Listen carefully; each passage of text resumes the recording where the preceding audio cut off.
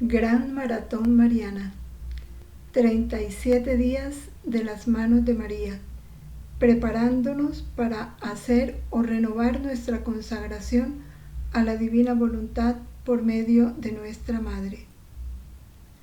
13º día. Como mi Madre, me entregaré a la Iglesia.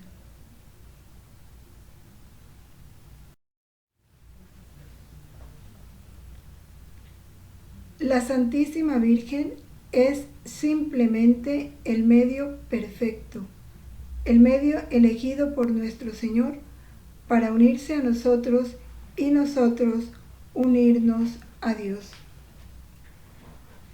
Oh María, amada Madre mía, yo me ofrezco enteramente a vos y en prueba de mi filial afecto os consagro en este día alma, vida y corazón. Te consagro mis ojos, mis manos, mi corazón, mi vida toda. Alma, vida y corazón, mírame con compasión, no me dejes, Madre mía. Dios te salve María, llena eres de gracia, el Señor es contigo. Bendita tú eres entre todas las mujeres, y bendito es el fruto de tu vientre, Jesús. Santa María, Madre de Dios, ruega por nosotros pecadores, ahora y en la hora de nuestra muerte. Amén.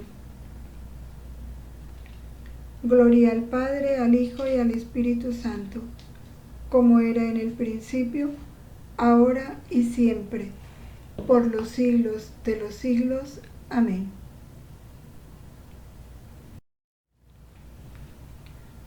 Como mi Madre, me entregaré a la Iglesia. Me entregaré a la Iglesia desde el corazón de Nuestra Señora, para vivir su misma vida, que es la vida de Cristo.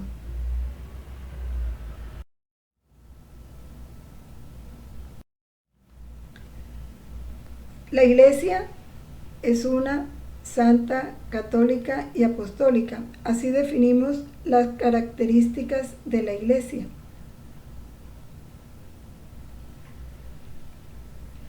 Nosotros debemos seguir en la Iglesia, vivir en la Iglesia, abrazar a la Iglesia como lo hizo Cristo. Cristo la amó y murió por ella. La Virgen María la amó y la acunó en el cenáculo. De ella nació la Iglesia de la Virgen. La acompañó en sus primeros pasos. Los santos la amaron, le fueron sumisos, se sacrificaron por ella. Nosotros, al igual que ellos, debemos vivir la misma vida de Cristo. Y esa vida de Cristo se refleja y se encuentra en la Iglesia. La Iglesia es una. ¿Por qué? Porque en cualquier lugar donde se encuentre, hace lo mismo. Son iguales sus características, sus ritos, sus costumbres. Es católica porque es universal. Está en todas partes. Y como católica no pierde su unidad. Uno solo bautismo, una sola fe, un solo Dios, Padre de todos. La Iglesia es santa, permanece sin manchas ni arrugas, aunque va cargada con la miseria de todos los hombres. Esto hay que entenderlo. La Iglesia es Cristo y como tal, en ella no hay pecado, en Cristo no hay pecado. Todo lo que se ve en la Iglesia de errores, de deficiencias, de pecado, no corresponde a la Iglesia, corresponde a los miembros de la Iglesia,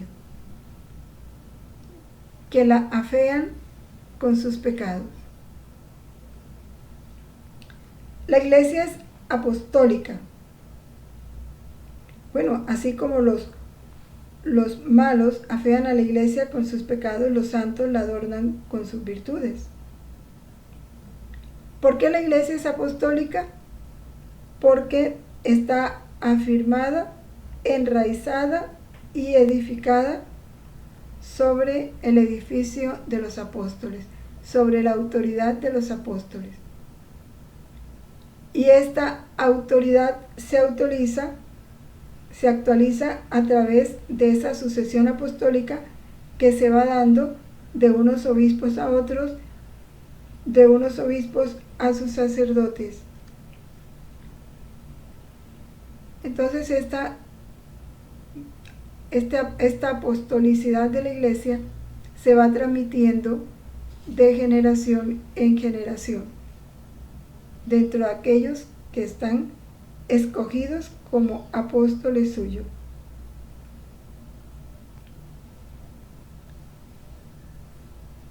La iglesia, por eso, es fiel a los apóstoles, es fiel a la tradición, a la fe que se le fue entregada. Tiene que ser fiel a esa doctrina que viene desde Jesucristo y que ha sido manifestada año tras año de unos a otros, y que la iglesia como tal o la autoridad eclesiástica como tal no puede cambiar.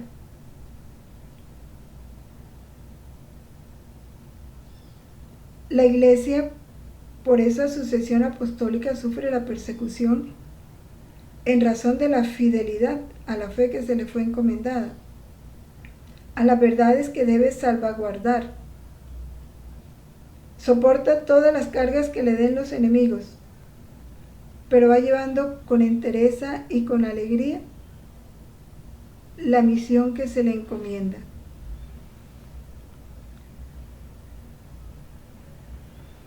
La iglesia es esposa fiel y madre amorosa, esposa fiel de Jesús, madre amorosa de nosotros los hombres. Es esposa fiel de los sacerdotes. Su esposa es la iglesia. Por tanto, debemos amarla en su jerarquía, obedecer y respetar esa jerarquía con fe,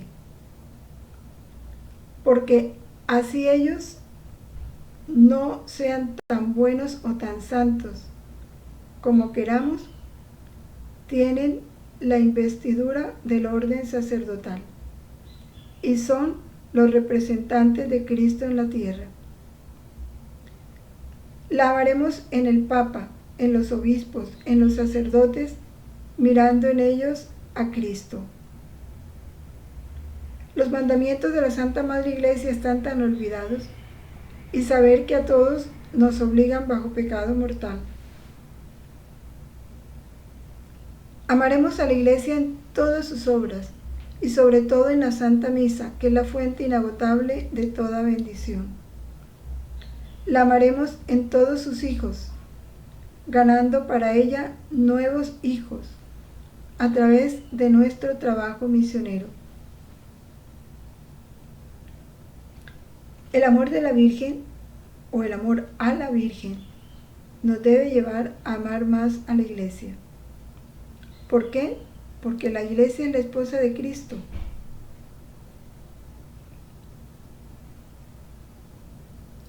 Es la esposa de sus propios hijos, que son los sacerdotes. Es la madre de mis hermanos. Todos son parte de Cristo y miembros de la Iglesia. Y como tal, yo los debo amar, porque yo formo parte de ese cuerpo. La Iglesia es maestra, ella me enseña.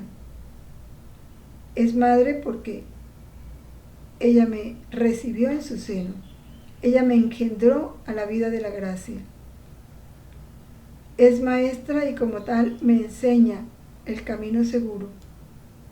Es madre, me cuida y me alimenta como hijo. es el cuerpo de Cristo y por eso la Iglesia hace que la vida y la sangre de Cristo circule en mí.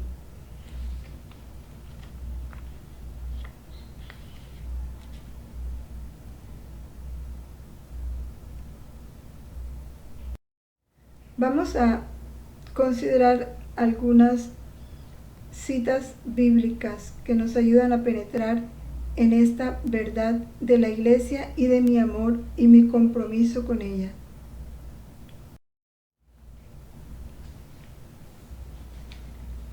Yo también te digo que tú eres Pedro, y sobre esta roca edificaré mi iglesia, y las puertas del infierno no prevalecerán contra ella. En el libro de los Hechos: tened cuidado de vosotros y de toda la grey, en medio de la cual el Espíritu Santo os ha hecho obispos para pastorear la iglesia de Dios, la cual Él compró con su propia sangre. Este texto es hermoso y está muy en conexión con el primero que leímos de Mateo 16:18. Cristo constituye a Pedro como esa roca firme sobre la cual edificará su iglesia. Y hace una promesa que nunca debemos olvidar, sobre todo en estos tiempos de tanta confusión: las puertas del infierno no prevalecerán contra ella. Pase lo que pase, la iglesia resurgirá victoriosa, triunfante, resplandeciente, porque ella es Cristo, y el infierno no prevalecerá contra ella. Y a los obispos les ha dado una tarea: que sean pastores de esta grey, que somos los bautizados. ¿Y qué hace un pastor? Cuida las ovejas, las defiende del lobo, las lleva a buenos pastos, está pendiente de la que está enferma, está al cuidado de las ovejas. Y eso le dice el apóstol Pablo a sus hermanos. Cristo compró con su propia sangre esta grey. En la carta a los Efesios: ya no sois extraños ni extranjeros, sino que sois conciudadanos de los santos y sois de la familia de Dios. En la misma carta a los Efesios: edificados sobre el fundamento de los apóstoles y profetas, siendo Cristo Jesús mismo la piedra angular. Estamos edificados sobre ese fundamento. Todos sois hijos de Dios mediante la fe en Cristo Jesús, porque todos los que fuisteis bautizados en Cristo, de Cristo os habéis revestido. Somos su cuerpo, formamos parte de su cuerpo, somos miembros de su cuerpo. Por consiguiente, no hay ahora condenación para los que están en Cristo Jesús, los que no andan conforme a la carne, sino conforme al Espíritu. Y aquí nos dan claridad: ¿quién está en Cristo? No todo bautizado, no todo el que dice que lo ama a Cristo.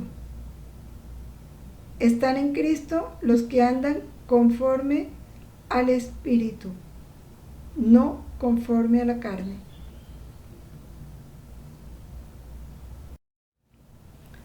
¿Qué nos dice la imitación de Cristo?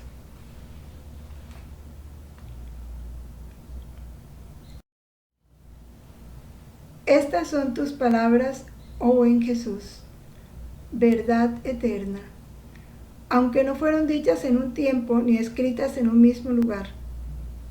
Y pues son tuyas y verdaderas, debo yo recibirlas todas con gratitud y con fe. Tuyas son, pues, tú las dijiste, y también son mías, pues las dijiste por mi bien. Muy de agrado las recibo en tu boca, para que sean más profundamente grabadas en mi corazón. Despiértenme palabras de tanta piedad, llenas de dulzura y de amor. Mas por otra parte, mis propios pecados me espantan, y mi mala conciencia me retrae de recibir tan altos misterios. La dulzura de tus palabras me convida, mas la multitud de mis vicios me oprime. Es una alabanza a la palabra de Dios.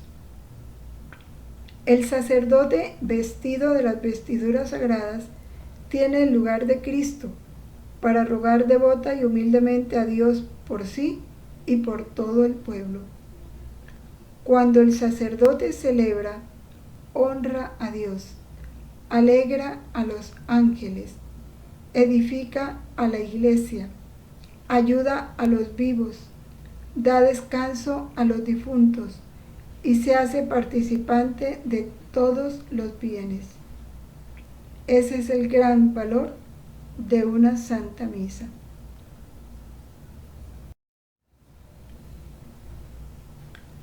En el libro tercero de la Imitación de Cristo se nos dice: oh, cuán necesaria me es, Señor, tu gracia, para comenzar el bien, continuarlo y perfeccionarlo. Porque sin ella ninguna cosa puedo hacer, pero en ti todo lo puedo, confortado con la gracia. Oh, gracia verdaderamente celestial, sin la cual nada son los merecimientos propios, ni se han de estimar en algo los dones naturales. ¿Qué valen los dones naturales sin la gracia? ¿Qué vale un hombre famoso por su canto, por su arte, por su ciencia, si vive en pecado mortal? ¡Qué dolor! Es un cadáver ambulante, y es cadáver porque no tiene vida, porque la vida es Cristo. Existe, pero no vive. En el libro tercero también dice en el capítulo 25, Hijo, yo dije, la paz os dejo, mi paz os doy, y no la doy como la da el mundo. Todos desean la paz, y ahora sí que se reclama la paz. Mas no tienen todos cuidado de las cosas que pertenecen a la verdadera paz. Mi paz está con los humildes y mansos de corazón. Tu paz la hallarás en la mucha paciencia. Si me oyeres y siguieres mi voz, podrás gozar de mucha paz. Es un texto que debieran hoy todos los gobernantes de nuestros países tener presente. ¿Cómo puede haber paz en un país que legisla el aborto y lo hace posible hasta el 9º mes? ¿Cómo es posible un país en que se permiten los vientres en alquiler? ¿O que apruebe la eutanasia? ¿Que apoye el homosexualismo, los matrimonios de homosexuales que no son matrimonios, son uniones, y la adopción de niños por homosexuales? ¿Qué puede esperar? ¿Podrá esperar paz? No puede esperar paz. Porque no tienen cuidado de las cosas que pertenecen a la verdadera paz. Porque no tuvieron la humildad de aceptar la ley de Dios y someterse a ella. Por eso no podrán tener paz. Porque no han seguido la voz de Dios. No pueden gozar de paz. Así hagan todos los proyectos y programas o empleen todos los medios de justicia, no puede haber paz. Y esto es lo que el mundo no entiende. Porque piensan que la paz está porque el ministro de Justicia no hizo lo que le tocaba, porque el presidente no ha actuado como es, porque tal grupo, por tal cosa, no. El fondo de todo está aquí, en la lejanía en que está el mundo de Dios. Vamos a leer los escritos de la sierva de Dios, Luisa Picarret.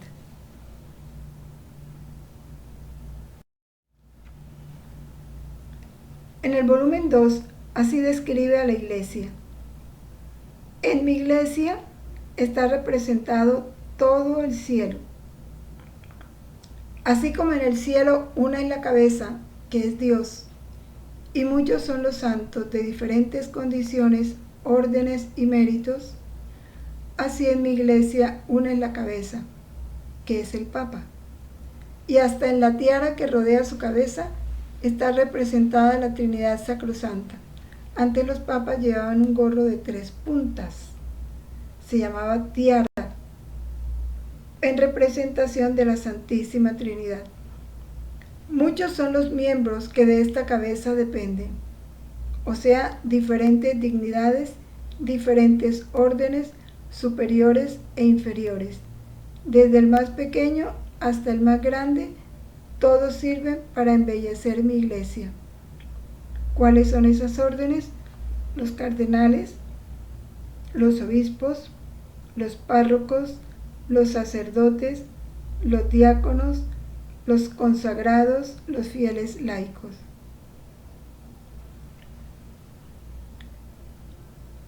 Con el exacto cumplimiento de las virtudes, cada uno le viene a dar a la iglesia un esplendor olorosísimo, de modo que la tierra y el cielo quedan perfumados e iluminados, y las gentes quedan tan atraídas por esta luz y por este perfume, que resulta casi imposible no rendirse a la verdad. Y le dice Jesús a Luisa: te dejo a ti el considerar a aquellos miembros infectados, que en vez de producir luz, dan tinieblas. ¿Cuántos destrozos hacen en mi iglesia? Lo que veíamos hace poco.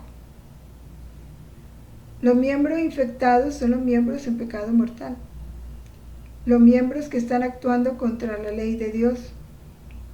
Ellos, en vez de dar luz, dan tinieblas, y el mal que ellos hacen corre por todo el cuerpo místico de Cristo, lo infectan, así como un miembro gangrenado infecta el resto del cuerpo. Por eso hacen mucho daño a la iglesia. Ese es el dolor de Cristo. Y le dice a Luisa: te dejo a ti el considerar a aquellos miembros infectados. Considéralos para que los sanes, para que te preocupes por ellos, y así mi iglesia recobrará su verdadero valor, su verdadera belleza. En el volumen 16, 1 de febrero de 1924, yo, en mi omnividencia, veo que estos escritos serán para mi iglesia como un nuevo sol que surgirá en medio de ella, por lo cual, renovándose mi iglesia, transformarán la faz de la tierra. Y entonces nos preguntamos, bueno, a lo largo de la historia de la iglesia ha habido tantos santos que han escrito cosas tan maravillosas. ¿Por qué son estos escritos, los de la sierva de Dios Luisa Picarreta, los de la doctrina de la divina voluntad, los que van a renovar la iglesia? La van a transformar, la van a hacer aparecer como un nuevo sol. Y los escritos serán a su vez un nuevo sol. ¿Por qué? Porque ya lo veíamos. No puede haber paz, no puede haber verdadera paz y felicidad si no se acoge la voluntad de Dios.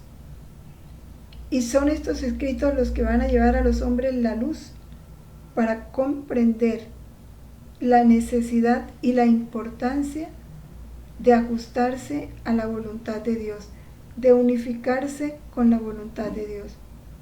Por eso esos escritos serán un sol, porque el mundo está en oscuridad, y ellos aparecerán como un sol que va a romper estas tinieblas del pecado, de la ignorancia, de la incredulidad, de la autosuficiencia en que se encuentra la humanidad. En el volumen 3 nos dice: hija mía, mira en qué estado lamentable se encuentra mi iglesia. Las mismas personas que debían sostenerla desfallecen y con sus obras la abaten, la golpean, llegan a denigrarla. ¿Cuáles son las personas? Pues las más responsables dentro de la iglesia, sus autoridades, y que hoy sabemos toda la crisis que está sufriendo la iglesia. Y esto se lo mostraba Jesús a Luisa en 1899. El único remedio es que haga derramar tanta sangre hasta formar un baño para poder lavar ese purulento fango, sanar sus profundas llagas, para que sanadas, reforzadas, embellecidas por esa sangre, puedan ser instrumentos hábiles para mantenerla estable y firme. El único remedio, ¿cuál es? Hacer derramar tanta sangre, porque es esa sangre la que va a purificar, a sanar y a fortalecer el resto de la iglesia. Qué dolor, pero así es. En el volumen 4. Mi iglesia parece que está como moribunda, especialmente respecto a las condiciones sociales, a la moral social, que con ansia esperan el grito de muerte. Pero ánimo, hijo mío, después de que haya llegado al monte, cuando levanten la cruz, todos se sacudirán y la iglesia dejará el aspecto de moribunda y recobrará su pleno vigor. Esta es la esperanza que nos anima. Solo la cruz será el medio para esto, como solo la cruz fue el único medio para llenar el vacío que el pecado había hecho y para unir el abismo de distancia infinita que había entre Dios y el hombre. Así, en estos tiempos, solo la cruz hará levantar la frente de mi iglesia, valerosa y resplandeciente, para confundir y poner en fuga a los enemigos. Solo la cruz. Y solo a través de todo lo que es cruz para nosotros, sufrimientos, mortificaciones, renuncias, todo lo que duele, todo lo que contraría la naturaleza, todo eso es lo que va a ser el remedio efectivo para que la iglesia se levante valerosa y resplandeciente y los enemigos se vayan huyendo. Por eso no debemos desechar ni desaprovechar ninguna cruz. En el volumen 4. Hija mía, mira un poco hasta dónde ha llegado la ceguera de los hombres, hasta querer formar leyes inicuas y contra ellos mismos y su bienestar social. ¿Qué más ley inicua que el divorcio? Si la familia es la célula de la sociedad y el bienestar de una sociedad depende del bienestar de una familia, ¿cuántas familias destruidas por el divorcio? Que no existe en la iglesia, pero que se lo han inventado y por medio de la ley civil lo han logrado conseguir. Hijos en crisis por la separación de sus padres, hijos abandonados porque ya la madre quedó sola y tiene que salir a trabajar para llevar el sustento al hogar. Hombres irresponsables dejando hijos regados por todas partes y madres solteras con una doble responsabilidad de madre, de padre, para atender el hogar y trabajar para conseguir el sustento. Todo eso ha traído una descomposición social tremenda. Continúa Jesús hablando. Hija mía, por esto te llamo de nuevo a los sufrimientos, a fin de que ofreciéndote conmigo a la divina justicia, aquellos que deben combatir esta ley del divorcio obtengan luz y gracia eficaz para resultar victoriosos. Hija mía, yo tolero que hagan guerras, revoluciones, que la sangre de los nuevos mártires inunde el mundo. Esto es un honor para mí y para mi iglesia. Pero esta ley brutal del divorcio es una afrenta a la iglesia. Y a mí me es abominable e intolerable. Mire lo que dice Jesús. Pero se ha vuelto tan común el divorcio que hasta los católicos ya lo han aceptado como algo normal. Ya que una persona se case solo por lo civil, que no es matrimonio, sino concubinato o adulterio, ya, eso está bien. Hoy novelas, películas, canciones ya no te hablan de ese compromiso en el sacramento, ¿no? Lo normal es que se junten y ensayen a ver si van a ser capaces de vivir juntos. ¡Qué dolor! ¿Y la iglesia doméstica? ¿Y el hogar?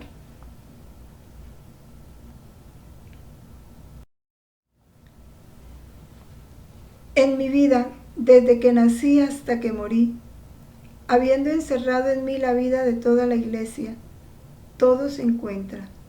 Las cuestiones más difíciles confrontadas a algún suceso de mi vida donde se puedan uniformar, se resuelven. Qué importante. Las cosas más difíciles se resuelven si las confrontamos con algún suceso de la vida de Jesús, porque en Él se encuentra la solución a todo. Las cosas más enredadas se sueltan y las más oscuras y obtusas, en que la mente humana casi se pierde en esa oscuridad, encuentran la luz más clara y resplandeciente. ¿En dónde? En Jesús. Yo, sacerdote y víctima, levantado sobre el leño de la cruz, quise un sacerdote que me asistiera en aquel estado de víctima, el cual fue San Juan, que representaba la iglesia naciente. En él yo veía a todos, a los papas, a los obispos, a los sacerdotes y a todos los fieles juntos. Y él, mientras me asistía, me ofrecía como víctima para la gloria del Padre y para el buen éxito de la iglesia naciente.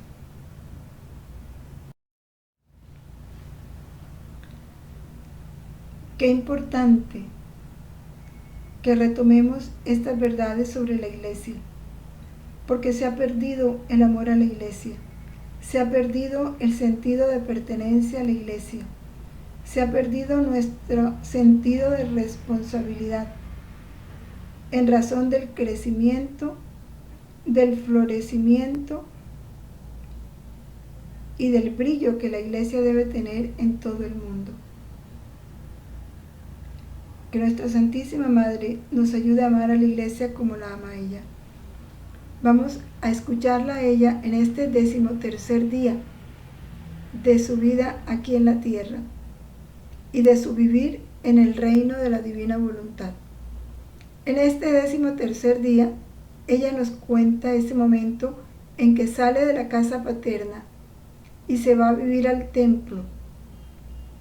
Y con eso nos da un clarísimo ejemplo del triunfo en el sacrificio.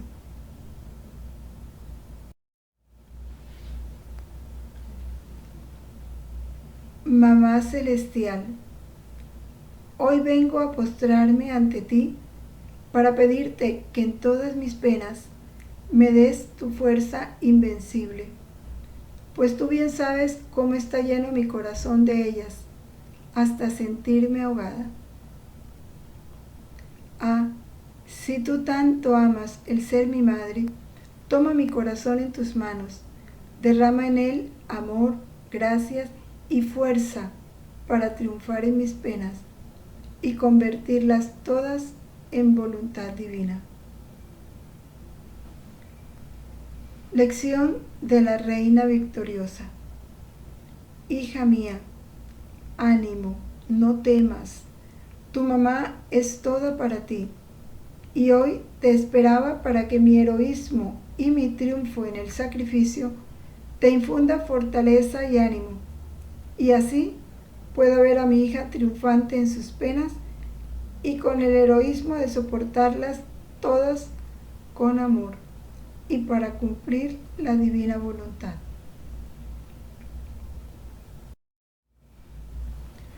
Ahora, hija, escúchame. Yo tenía apenas 3 años y mis padres me hicieron saber que querían consagrarme al Señor en el templo. Mi corazón se alegró al conocer que iba a consagrarme y pasar mis años en la casa de Dios. Pero en medio de mi alegría había un dolor, y era el tener que privarme de los seres más queridos que se pueden tener en la tierra, como eran mis queridos papás. Era pequeña, tenía necesidad de sus cuidados maternales, me privaba de la presencia de 2 grandes santos, y además veía que conforme se acercaba el día de privarse de mí, y que yo hacía su vida plena de alegría y de felicidad, sentían tal amargura de sentirse morir. Pero aunque sufrían, estaban dispuestos a hacer el acto heroico de conducirme al Señor. ¡Qué hermoso! ¿Y por qué ellos hicieron esa ofrenda? Porque no habían podido tener hijos.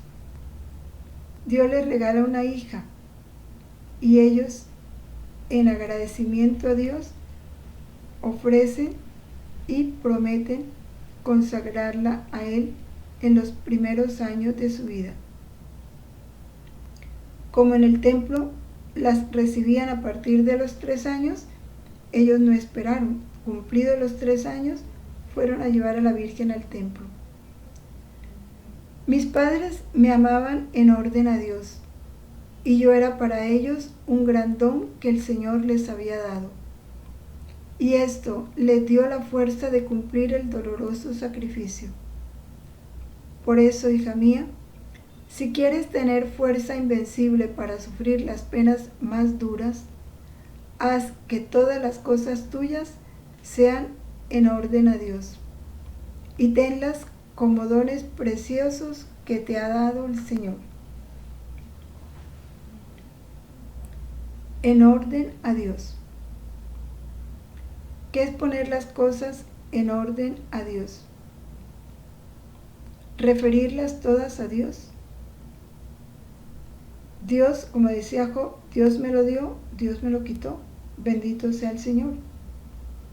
O como dijo Abraham, Dios me prometió una generación incontable.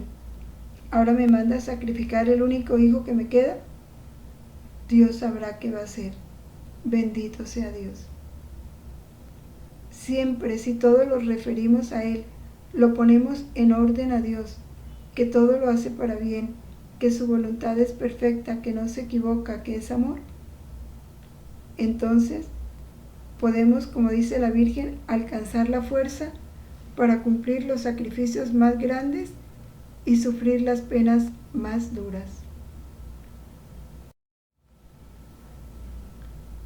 Ahora, tú debes saber que yo preparaba con ánimo mi ida al templo, porque en cuanto entregué mi voluntad al Ser Divino y el Fiat Supremo tomó posesión de todo mi ser, yo adquirí todas las virtudes en mi naturaleza. Yo tenía pleno dominio de mí misma. Todas las virtudes estaban en mí, como tantas nobles princesas. Y de acuerdo a las circunstancias de mi vida, prontamente se ofrecían para hacer su oficio sin ninguna resistencia. Cuando era la circunstancia para vivir la humildad venía a manifestarse en la Virgen. Cuando las circunstancias la llevaban a ejercer la paciencia, La paciencia como noble princesa actuaba en la Virgen. Dice ella, por eso yo tenía en mi dominio la caridad perfecta, la paciencia invencible, la dulzura más encantadora, la humildad profunda y todo el ajuar de las otras virtudes. Porque en vano me hubiera podido llamar reina si no hubiera tenido la virtud de reinar sobre mí misma y sobre todas las virtudes. La divina voluntad volvió afortunada a la pequeña tierra de mi humanidad, siempre florida y sin las espinas de los vicios. Ve entonces, querida hija, qué significa vivir de voluntad divina. Su luz, su santidad, su potencia convierten en naturaleza todas las virtudes. Ella no se baja a reinar en un alma donde hay una naturaleza rebelde. No, no. Ella es santidad y donde debe reinar quiere la naturaleza ordenada y santa. Ordenada y santa. La voluntad de Dios es orden y armonía, no lo olvidemos. Por eso, por el sacrificio de ir al templo, yo obtenía nuevas conquistas y sobre cada sacrificio se iba formando en mí el triunfo de una voluntad divina. Y estos triunfos me proporcionaban nuevos mares de gracia, de santidad y de luz, que me hacían sentirme feliz en mis penas para poder conquistar nuevos triunfos. Y en este párrafo, la Virgen nos invita a hacernos un examen. Vamos a hacerlo con ella. Ahora, hija mía, pon la mano sobre el corazón y dile a tu mamá, ¿sientes tu naturaleza cambiada en virtud? O bien, siente las espinas de la impaciencia, las hierbas nocivas de la agitación, los malvados humores de los afectos no santos. Escucha. Permite que actúe tu mamá. Dame tu voluntad en mis manos, decidida a no quererla más. Yo te haré poseer por la voluntad divina, la cual todo desterrará de ti, y lo que no has hecho en tantos años, lo harás en un día, el cual será el principio de la verdadera vida, de la felicidad y de la verdadera santidad. Mire lo que la Virgen nos pide, darle nuestra voluntad decidida a no quererla más. Y ella hará lo demás, desterrará de nosotros esa voluntad humana.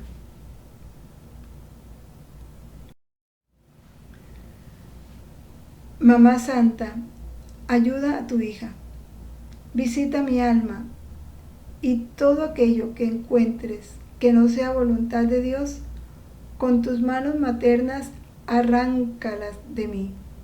Quema las espinas, las hierbas nocivas. Tú misma llama a la divina voluntad a reinar en mi alma, y con tu imperio vacíame de todo. Infúndeme el coraje necesario para hacerme dar muerte a mi voluntad. Y yo, confiando en ti, te diré, quiero vivir de voluntad divina. Repitámoslo, quiero vivir de voluntad divina. Pongámoslo con fuerza en el corazón de la Madre. Quiero vivir de voluntad divina. Propósito. Hoy, para honrarme, me llamarás 3 veces a visitar tu alma y me darás toda la libertad de hacer lo que quiero de ti.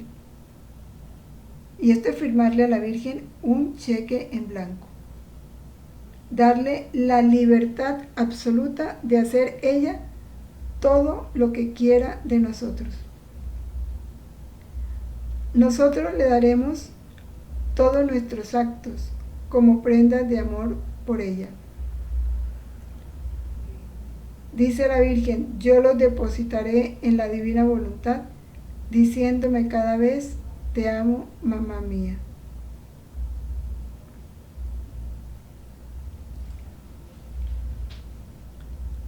¿Qué nos pide la Virgen? Nuestra voluntad y nuestros actos, como prenda de amor hacia ella. Soberana Reina, toma entre tus manos mi alma, vacíame de todo, transfórmala toda en voluntad de Dios.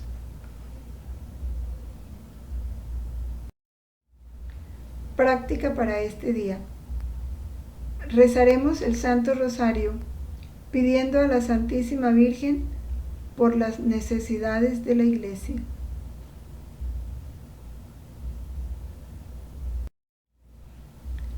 Mamá mía, Madre de la Iglesia, te amo y tú ámame. Dale un sorbo de voluntad de Dios a mi alma y dame tu bendición para que pueda hacer todas mis acciones bajo tu mirada materna.